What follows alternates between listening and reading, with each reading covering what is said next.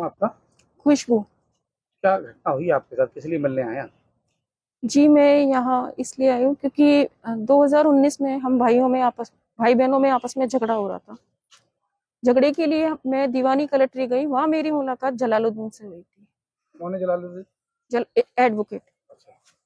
मैंने जो भी घर की स्थिति थी सारी उनको बताई। उसने मुझे विश्वास में लिया और ये कहा कि हम तुम्हारी पूरी मदद करेंगे। उसने मेरे को भरोसा दिलाया। ये इसी के चक्कर में जलालुद्दीन का मेरे घर पर आना जाना शुरू हो गया।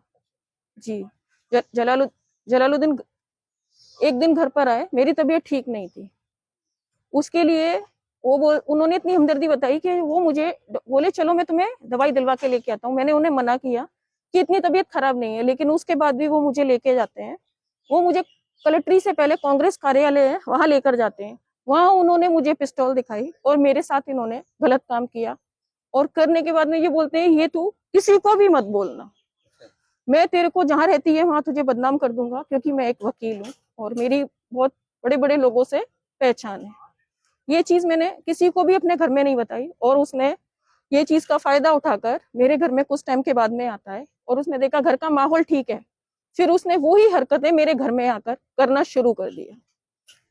ये सब उसने मेरे घर में आकर शुरू कर दिया। उसके बाद में हम लोग बहुत परेशान हो गए। हम लोग इतने परेशान हो गए कि हमें समझ में नहीं आ रहा कि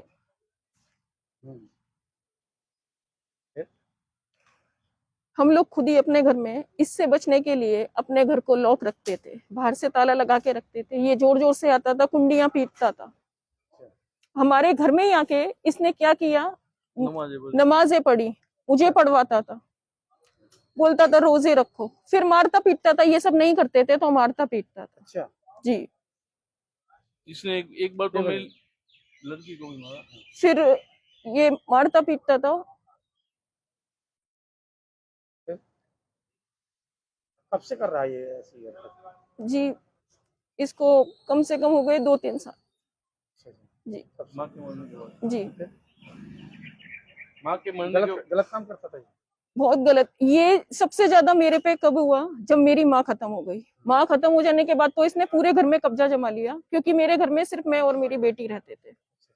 इसने पूरे घर में इस तरह से रह लिया कि ये मेरे घर में खाना खाना, उठना बैठना, हर चीज इसने वहीं पर ही कर ली। और जब हम इसे थोड़ी देर भी घर पर नहीं मिलते थे तो ये बहुत गुस्सा हो जाता था और कहता था तुम लोग कहाँ गए थे। और इतना हम लोगों को इसने इतना टॉर्चर करके रखा हुआ था कि हम ये चीज किसी को बोल भी नहीं सकते थे। घर पर छोड़ना पड़ा था? हमें मेरी बेटी के एग्जाम थे, उसके लिए मैं यहाँ से अपने पति के पास चली गई। मेरे को होटल में रुकना पड़ा और मैंने अपनी बच्ची के एग्जाम भी 15 दिन तक होटल में रुक के दिए, सिर्फ इस आदमी के डर से। सिर्फ इस आदमी ने बहुत प्रताड़ित किया।